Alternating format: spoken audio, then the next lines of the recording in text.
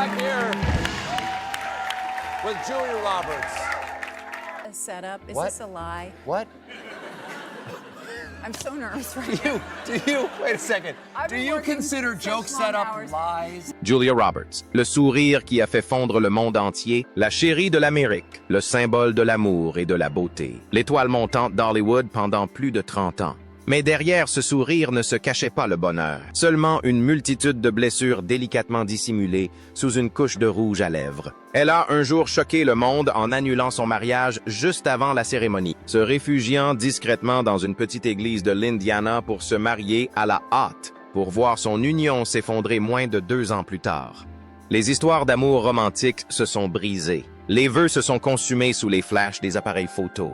Au sommet de sa gloire, Julia Roberts est restée la femme la plus seule d'Hollywood. Un cœur fragile usé par le deuil et les relations brisées. Aujourd'hui, à 57 ans, l'icône immortelle du cinéma mondial affronte son ennemi le plus silencieux. La solitude, la perte d'être cher et des cicatrices que le temps ne peut effacer. Qu'est-ce qui a poussé la femme au sourire le plus éclatant du monde à apprendre à vivre avec l'obscurité? Pour comprendre pourquoi celle qui a jadis fait croire au monde aux contes de fées doit désormais vivre avec des blessures qui ne guériront jamais. Il nous faut remonter à ses origines, à l'enfance de Julia, là où sa première lueur d'espoir a vacillé dans l'ombre d'une famille brisée. Julia Fiona Roberts est née le 28 octobre 1967 à Smyrna, petite ville de Géorgie, un lieu au chemin de terre rouge craquelé et aux vieilles maisons de bois qui grincent sous la pluie, à l'image de vie qui lutte pour survivre dans la tempête. La maison des Roberts était loin d'être luxueuse. Murs moisis, toits d'étaules qui fuyaient, vent d'hiver s'infiltrant à travers les lattes de bois, obligeant les 3 enfants à se blottir les uns contre les autres sur un vieux lit pour se réchauffer. 16 parents, Walter et Betty Lou, étaient tous deux des acteurs en herbe dans le Sud-américain conservateur. Ils avaient courageusement ouvert la première école d'art dramatique de la région, accueillant enfants noirs et blancs, un acte si courageux qu'il leur valut l'admiration de Martin Luther King Jr. Mais leur courage aux yeux du public ne put les protéger de la tempête qui faisait rage au sein de leur propre foyer. L'argent manquait, les rêves artistiques se heurtaient à des montagnes de factures impayées, et les disputes s'éternisaient souvent jusqu'à l'aube. Julia n'avait que 4 ans lorsque le mariage s'effondra. Son père la quitta, la laissant seule avec ses grands yeux bruns fixant une pièce froide et vide. Plus tard, sa mère se remaria avec Michael Mose et le foyer déjà fragile devint encore plus pesant. Disputes, portes qui claquent, sanglots étouffés chaque nuit. Les voisins ont affirmé avoir appelé la police à plusieurs reprises. Julia, son frère Eric et sa sœur Lisa apprirent à marcher, parler et même respirer à voix basse, comme si un seul faux pas pouvait tout faire exploser. La petite Julia, elle aussi, était bègue. Chaque mot restait coincé dans sa gorge, tremblante de peur. À l'école, elle était une enfant discrète et réservée, toujours assise dans un coin, évitant le regard des autres. À la maison, le silence était son seul refuge. Puis, à l'âge de 10 ans, le drame frappa.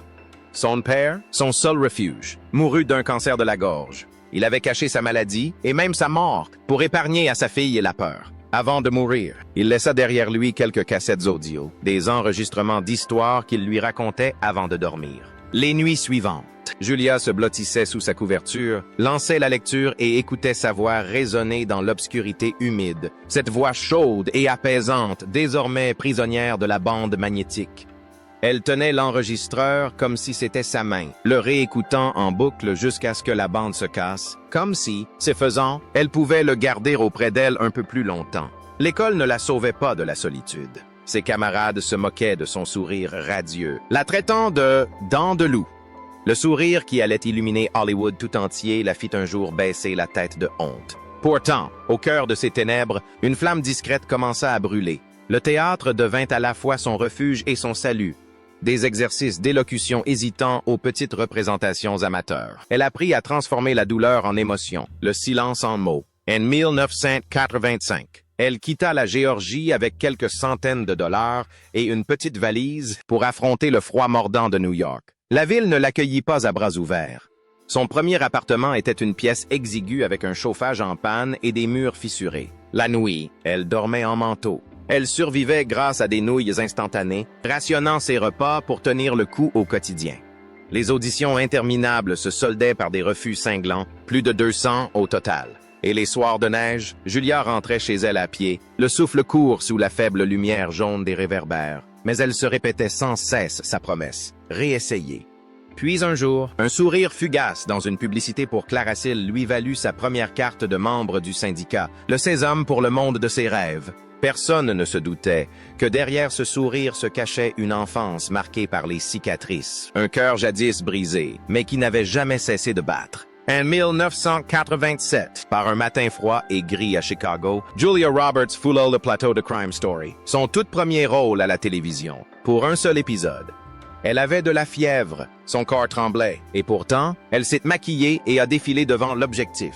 La sueur mêlée à la chaleur des projecteurs et un petit accident avec des effets de fumée lui ont laissé des brûlures, de véritables cicatrices, reflets des blessures invisibles qu'elle portait depuis l'enfance. Elle n'a pas baissé les bras. La discipline était son armure, la résilience, son armée. Sur le fil du rasoir entre pauvreté et ambition, elle a choisi la survie. Son minuscule appartement new-yorkais était vide. Il ne restait que quelques paquets de nouilles dans la cuisine et le froid s'infiltrait par toutes les fissures de la porte. Dans sa main, elle tenait son seul trésor, la vieille montre de son père. Le métal avait été poli par la pression de sa main chaque nuit où il lui manquait. Mais la fin n'attend pas, les doigts tremblants. Elle glissa la montre sur le comptoir du prêteur sur gage, tandis que le vendeur comptait l'argent d'un air indifférent. Ses larmes coulèrent sur le cadran, brouillant l'heure. Elle avait l'impression de revivre la perte de son père. Des années plus tard, devenue une star, Julia retrouva et racheta cette montre. Elle ne la porta jamais comme un bijou, mais comme une cicatrice devenue symbole, un rappel qu'elle avait survécu et qu'elle n'avait jamais oublié. En 1988 sort Mystic Pizza, un petit film à petit budget se déroulant dans une ville côtière balayée par les vents. Mais dès la première image, Julia crève l'écran. Roger Ebert la décrit comme une beauté à l'énergie farouche, une préfiguration de la légende à venir. En 1989, elle a joué dans Steel Magnolias. Elle y incarnait Shelby, une jeune mariée atteinte d'une maladie incurable, un rôle délicat qui exigeait un soutien émotionnel exceptionnel. Elle n'était pas le premier choix. Sur le plateau, il y avait des jours où elle pleurait seule dans sa loge, rongée par le doute et le sentiment d'être sous-estimée. Pourtant, elle a transformé ses larmes en force. Julia a puisé dans le personnage de Shelby tous ses souvenirs d'abandon, de perte et de moquerie, créant une performance si intense que le silence s'est abattu sur toute l'équipe. À seulement 22 ans, elle remporta un Golden Globe et obtint sa première nomination aux Oscars. Les blessures qui avaient failli la briser devinrent alors la matière même de son art, de la femme. Du froid et du rejet, elle émergea, porteuse d'une force inextinguible, le feu de la vie.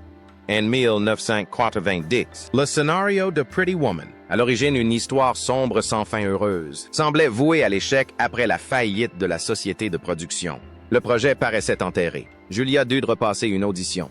Richard Gere, l'acteur principal, hésitait encore, jusqu'à ce que Julia lui sourit et lui tende un bout de papier où étaient écrits 3 mots. « Dites oui, s'il vous plaît. » Il acquiesça. Et à cet instant précis, l'histoire du cinéma commença. Julia était arrivée sur le plateau comme une jeune fille inconnue. Chaussée de chaussures et bon marché, mais dès que les caméras se mirent à tourner, le monde s'éteut. Dans cette robe rouge flamboyante, les yeux pétillants et le sourire autrefois moqué dans la cour de récréation, qui illuminait désormais des millions de cœurs. Elle est devenue inoubliable. Pretty Woman a engrangé des centaines de millions de dollars, faisant de Julia Roberts la chérie de l'Amérique. Les femmes ont imité son style. Les couples ont recommencé à croire en l'amour et Beverly Hills est devenu un lieu de pèlerinage. Partie d'un appartement humide de New York, elle est entrée dans la légende. Mais la célébrité, comme toute flamme, a un pouvoir destructeur. L'oppression, le harcèlement incessant des médias et les flashs constants des appareils photos ont brisé sa vie amoureuse. Ses fiançailles avec Dylan McDermott se sont évanouies comme de la fumée.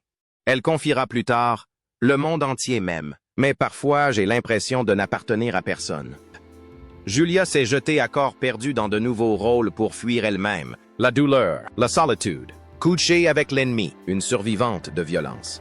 Mourir John, une histoire d'amour hantée par la maladie, et la Pat de Spielberg, un monde magique qui ne pouvait effacer l'épuisement des coulisses. Chaque rôle laissait une nouvelle cicatrice, mais elle a persévéré. Elle avait compris que la beauté n'était jamais un don, mais un combat. Et Julia Roberts s'est battue pour chaque sourire, chaque larme, chaque image que le monde n'oublierait jamais. À la fin des années 1990, Julia Roberts n'était plus seulement la fille de Pretty Woman. Elle était la reine des comédies romantiques, une icône adulée par des millions de personnes. Le mariage de mon meilleur ami, 1997, a bouleversé les conventions en lui offrant un rôle à la fois intelligent et vulnérable, calculateur et profondément humain. Le public a vu en elle non seulement une star, mais une personne réelle, imparfaite mais sincère. Coup de foudre à Notting Hill, en 1999, a brouillé la frontière entre l'art et la vie. Julia y incarnait une actrice célèbre tombant amoureuse d'un homme ordinaire. Ce n'était pas qu'un rôle, c'était le reflet de son propre désir de paix au milieu de la tempête de la célébrité. Le film Just Married ou presque l'a réunie avec Richard Gere, ravivant l'étincelle qui avait jadis électrisé l'écran et faisant d'eux le couple star d'Hollywood. Ces films ne furent pas seulement des succès, ils devinrent des souvenirs pour toute une génération, faisant du sourire de Julia un langage universel d'amour. Puis vint l'an 2000, et avec lui, son rôle emblématique, Erin Brockovich, une mère célibataire, ordinaire mais inébranlable face au pouvoir. Fini le maquillage sophistiqué. Julia apparaissait brute, déterminée, farouche et rayonnante. Elle est devenue la première femme de l'histoire de Hollywood à toucher un salaire de 20 millions de dollars. Autrefois, une jeune actrice moins bien payée que son partenaire masculin dans Pretty Woman, elle avait inversé les rôles. Ce rôle lui avait valu un Golden Globe, un Oscar et 250 millions de dollars de recettes au box-office. Mais aussi une victoire pour toutes les femmes, la preuve que le talent mérite d'être reconnu à sa juste valeur. Lorsqu'elle est montée sur scène pour recevoir son Oscar, elle a souri malgré ses larmes et a déclaré « Je ne suis qu'une fille de Smyrna, en Géorgie, et me voilà ». Cette phrase résonna comme une consécration, dissipant tous les doutes et ouvrant le chapitre le plus glorieux de sa carrière. En 2001, ces films avaient rapporté des milliards, faisant de Julia Roberts l'une des stars les plus influentes de l'histoire du cinéma. Mais son véritable héritage ne résidait pas dans les chiffres. Tout résidait dans son parcours. Depuis cette petite fille pataugeant dans la neige avec des chaussures usées, vendant la montre de son père pour survivre, jusqu'à cette femme au sommet, qui redéfinit les codes d'Hollywood. Julia Roberts n'était plus seulement la chérie de l'Amérique. Elle était devenue un symbole de résilience, la preuve vivante que les blessures les plus profondes peuvent se transformer en lumière guérissante. Son sourire n'était pas seulement magnifique, c'était une cicatrice transformée en or. Pourtant, derrière ce sourire, le cœur de Julia luttait encore pour trouver la paix. Sa vie amoureuse, comme ses rôles, était toujours belle. Mais fragile. Fiançailles rompues, promesses non tenues, et la cruelle leçon que l'amour, sous les feux de la rampe, peut s'éteindre encore plus vite qu'il n'éclot. Au début de sa carrière, elle trouva un bref instant de paix auprès de Liam Neeson, cet homme calme et doux qui apaisa la tempête intérieure d'une jeune femme à peine sortie de la pauvreté. Leur amour fut éphémère, mais intense, tel un éclair dans le ciel, lui faisant comprendre que l'amour pouvait être à la fois un refuge et une tempête. Ce sentiment imprégna chacun de ses rôles suivants, du regard poignant de Shelby au sourire radieux de Vivian Ward. Puis vint Dylan McDermott, un amour qui semblait prédestiné, surgissant au moment même où elle s'apprêtait à connaître la gloire. Ils se fiancèrent rapidement, cherchant la stabilité au milieu du tourbillon de la célébrité. Mais Hollywood ne tolère pas la paix. Les paparazzi ont envahi les dîners intimes, l'affaire a fait les gros titres et la bague de fiançailles est devenue un symbole de perte. En moins d'un an, le rêve s'est évanoui. Julia apprit l'amer paradoxe d'être adorée du monde entier sans jamais appartenir véritablement à personne. Ce fut sa première leçon, et non la dernière. L'amour de la femme la plus célèbre d'Amérique avait toujours un prix. Lorsque les caméras s'éteignirent dès que les lumières s'éteignirent, Julia retourna au silence, le cœur encore meurtri, mais l'éclat de ses yeux demeurant intact. Au début des années 1990, la carrière de Julia Roberts a connu un essor fulgurant. Pretty Woman avait fait d'elle l'icône américaine. Son sourire illuminait les panneaux publicitaires, les couvertures de magazines et le cœur de millions de personnes. Aux yeux du monde, elle semblait avoir tout. La gloire, la beauté, l'argent et le pouvoir. Mais derrière le rideau de velours luxueux d'Hollywood, son cœur écrivait discrètement une toute autre histoire. Non pas une histoire de glamour, mais celle d'une foi fragile en l'amour, ce qu'elle désirait ardemment depuis son enfance, petite fille perdue dans une maison délabrée de Géorgie. Au cœur de cette histoire se trouvait l'acteur Kiefer Sutherland, charmant, imprévisible et d'un magnétisme irrésistible. Ensemble, ils formèrent le couple star d'Hollywood. Leurs rires résonnaient sur les plateaux de tournage, sur les tapis rouges, et lors de dîners intimes en tête-à-tête. Aux yeux du monde, c'était comme une évidence. Pour Julia, c'était son dernier espoir de trouver un vrai foyer. Le mariage était planifié dans les moindres détails. Invitations dorées à chaud, robe ivoire scintillante, allées bordées de fleurs blanches, et une liste d'invités si prestigieuse qu'elle aurait fait pâlir Hollywood tout entier. Les journaux en parlaient quotidiennement, et les fans comptaient les heures jusqu'à ce que l'on appelait le mariage du siècle. Pourtant, au milieu des rires, des photos et des félicitations, Julia se faisait plus discrète pendant ses essayages de robe. Elle souriait doucement à son reflet, mais son regard semblait absent. Pour elle, le mariage n'était pas une question de prouver son amour au monde entier. Il s'agissait de retrouver la paix, une paix que son enfance brisée lui avait volée. Elle confia à ses amis qu'elle écrirait ses propres vœux, non pas pour les caméras, non pas pour la presse, mais pour lui et pour son propre cœur. Mais comme dans tous les contes de fées hollywoodiens, la magie commença à se fissurer. À l'approche de juin 1991, les murmures se firent plus insistants. Des rumeurs d'infidélité concernant la liaison secrète de Kiefer circulèrent la nuit, émanant de deux âmes qui s'éloignaient peu à peu sous le poids de la célébrité. Tous deux restèrent silencieux, mais le bruit autour d'eux devint assourdissant. Et puis, 3 jours seulement avant le mariage, alors que le monde entier l'attendait, Julia fit l'impensable. Elle s'éloigna. Le choc se propagea à Hollywood comme un tremblement de terre. La robe de mariée était toujours accrochée à son portant. L'hôtel resplendissait encore de fleurs, mais la mariée avait disparu. Les pétales blancs commencèrent à se faner, la musique de mariage ne retentit jamais, et la joie fit place au chagrin. Les tabloïds hurlèrent, spéculèrent, condamnèrent. Mais au milieu du chaos, Julia garda le silence. Seule dans une pièce vide, elle n'était plus une star, plus la chérie de l'Amérique, juste une jeune femme assise par terre, fixant la bague froide sur la table, écoutant les battements de son cœur résonner dans le silence pesant. Plus tard, Julia dirait « Partir a été la chose la plus difficile que j'ai jamais faite, mais c'était la seule chose à faire. » Des années plus tard, Kiefer admet que Julia avait été plus courageuse que lui, assez courageuse pour renoncer à quelque chose qui ne lui semblait plus authentique. Sans reproche ni amertume, simplement deux êtres qui s'étaient aimés, à la croisée des chemins, là où l'amour ne pouvait plus survivre. L'annulation du mariage n'était pas une fin. Ce fut le début d'une souffrance et d'une renaissance. De ces bouleversements surgit Julia à l'écran. Le regard profondément transformé, plus intense, plus authentique, portant une blessure que le public pouvait ressentir même sans la voir. Dawn's Sleeping with the Enemy.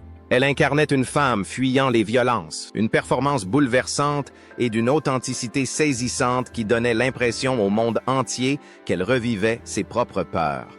Dans Mourir jeune, son regard était empreint de tendresse et de mélancolie, comme si chaque ligne avait été écrite de mémoire. Ainsi, la robe jamais portée sur l'autel, où aucun vœu n'a été prononcé, les cloches qui n'ont jamais sonné, tout est devenu légende. Le monde se souviendra peut-être de ce mariage annulé comme d'un scandale, mais pour Julia, ce fut le moment où elle s'est retrouvée, non pas dans la ruine, mais dans la résilience, non pas dans l'amertume, mais dans la grâce.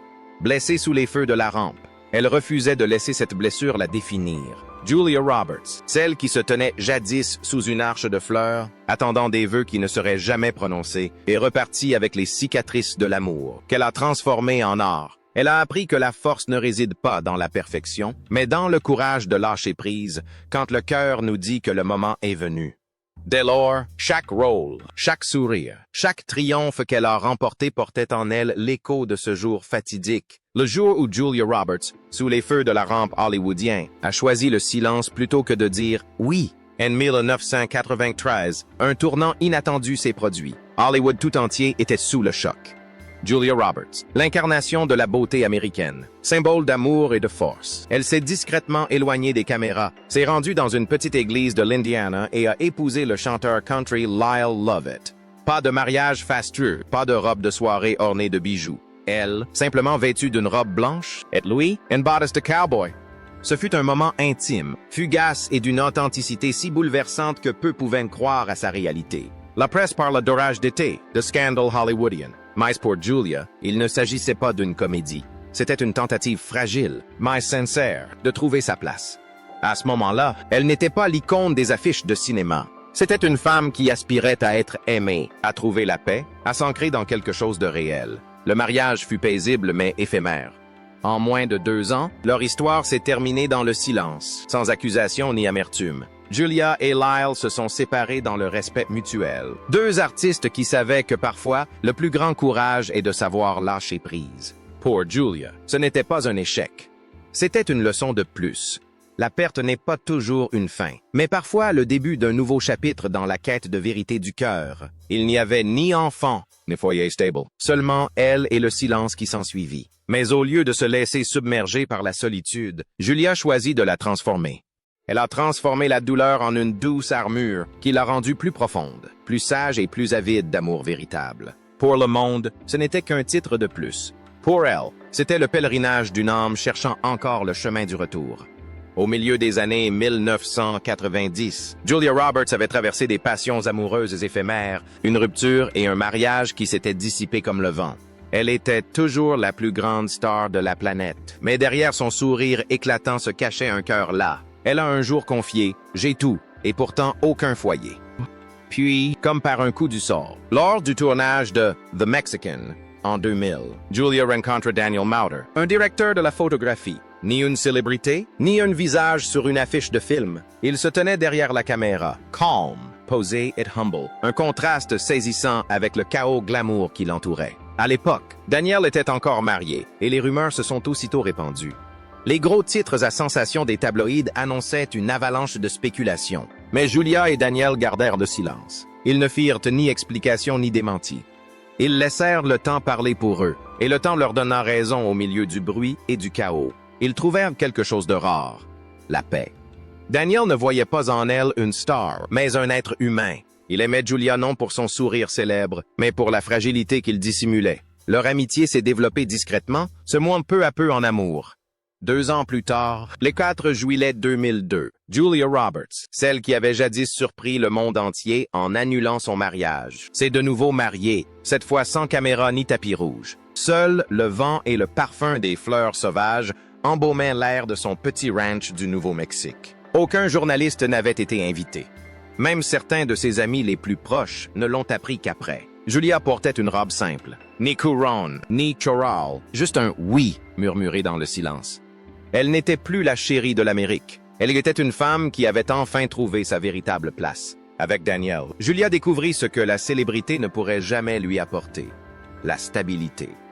Quand le monde entier me regarde comme une étoile, lui me voit comme une personne, avait-elle dit un jour. Et de cette simplicité, elle en renaît. Ensemble, ils ont bâti une vie non pas éblouissante, mais durable.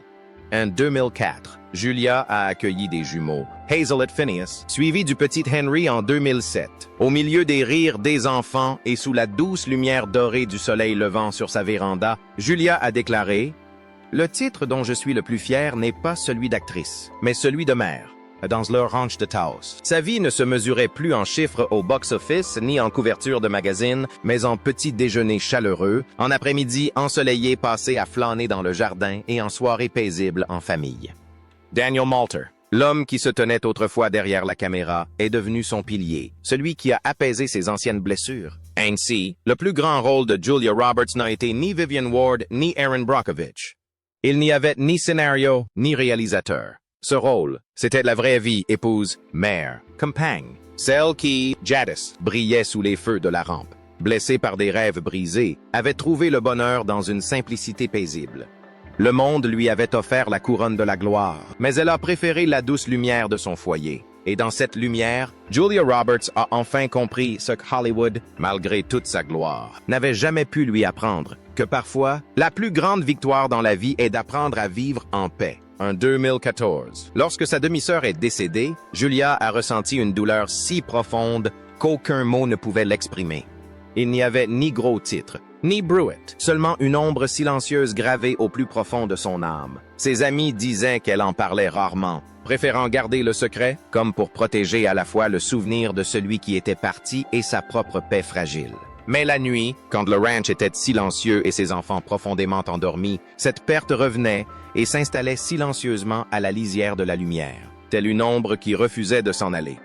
C'était un rappel que même le plus beau sourire peut vaciller et que même une vie remplie d'amour ne peut échapper à la séparation. Que le cœur survit non pas en évitant la douleur, mais en apprenant à accueillir à la fois la joie et le chagrin. Entre elle et son frère, l'acteur Eric Roberts, il y avait eu autrefois une longue et douloureuse distance. Depuis le milieu des années 1990, lorsqu'elle accédait à la célébrité après le succès de Pretty Woman, Eric luttait contre ses propres démons, addictions, démêlés judiciaires et les comparaisons acerbes que la presse ne cessait d'établir. L'orgueil et l'incompréhension se muèrent en silence. Les frères et sœurs prirent des chemins différents, chacun construisant une vie qui semblait ne laisser aucune place à l'autre. Mais la vie, dans sa douce miséricorde, leur offrit un pont. En 2004, lorsque Julia devint mère, Eric prit pour la première fois ses jumeaux nouveau-nés dans ses bras et quelque chose en lui s'adoucit. En contemplant ses petits visages innocents, des années de ressentiment commencèrent à se dissiper. Le passé n'avait pas disparu, mais le mur qui les séparait s'était fissuré. La fissure s'est muée en cicatrice. Et dans le creux de cette cicatrice, les liens familiaux sont renaissants. Julia a compris que guérir ne signifie pas la disparition de la douleur, mais apprendre à la porter avec grâce. Si Hollywood a un jour tenté de la réduire à l'onde des tapis rouges et des succès au box-office, ce sont ces moments de réconciliation et de recueillement qui révèlent véritablement son humanité. L'étoile admirée du monde entier brille toujours, mais sa lumière s'est adoucie, illuminée non seulement par la célébrité, mais aussi par l'amour, le pardon et le courage discret de persévérer, malgré le vide que le cœur ne pourra jamais combler. À 57 ans, Julia Roberts n'est plus seulement une star, mais une femme qui a traversé les épreuves, porte ses cicatrices avec fierté et a trouvé un havre de paix pour rayonner en silence. Avec constance, peut-être plus intensément que jamais, elle ne court plus d'un plateau de tournage à l'autre pour prouver sa place.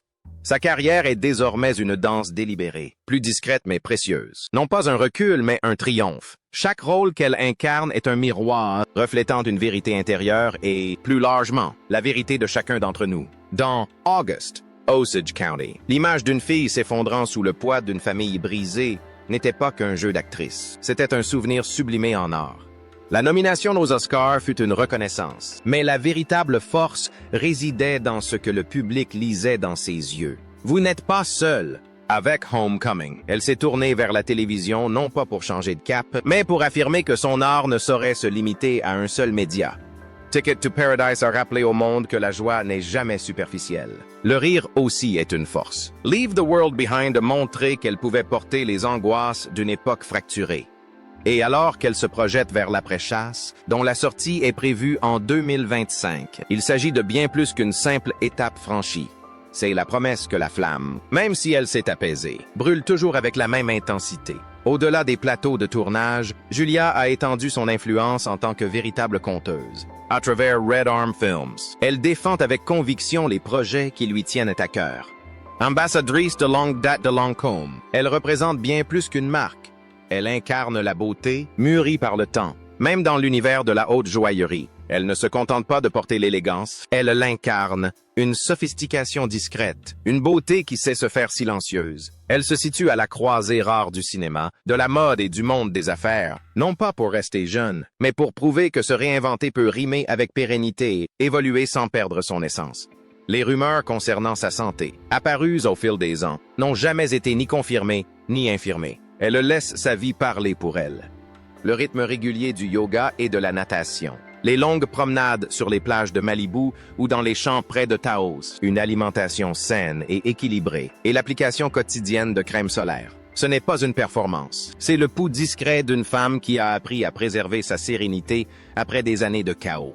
Elle protège farouchement sa vie privée, exposant au monde son travail, mais pas ses blessures, son sourire, mais pas ses cicatrices. Et c'est précisément cette intimité qui façonne le sanctuaire qu'elle préserve désormais, où les rires d'enfants se mêlent aux effluves de cuisine baignée de soleil, où une simple lampe réchauffe toute la pièce, et où une femme, enfin, a appris à être en paix avec elle-même. Les médias estiment la fortune de Julia Roberts entre 250 et 300 millions de dollars. Mais pour elle, ce chiffre n'a jamais défini l'essence de la richesse.